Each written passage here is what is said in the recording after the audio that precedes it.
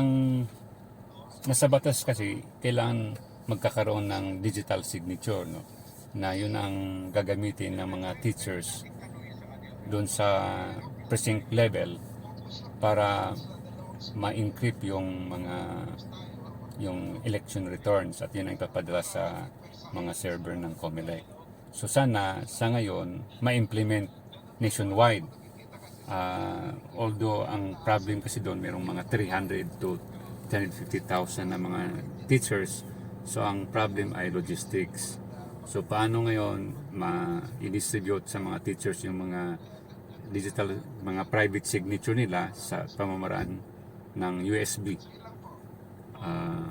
So sana yun ang i-implement ng COMELEC sa ngayon, yung pagbibigay ng mga digital signature sa bawat pag-implement ng digital signature sa mga voting counting machines. At ibig sabihin yun, dapat bibigyan na ng mga private key ang mga teachers. Sabi mga doc, mayroon tayong problema sa logistics, ano?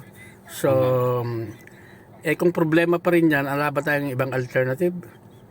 Yun ang magandang i-explore ngayon ng COMELEC kasi hindi lang naman sa pamamaraan ng digital signature para ma-ensure na ma-minimize o mawawala ng dayaan sa election.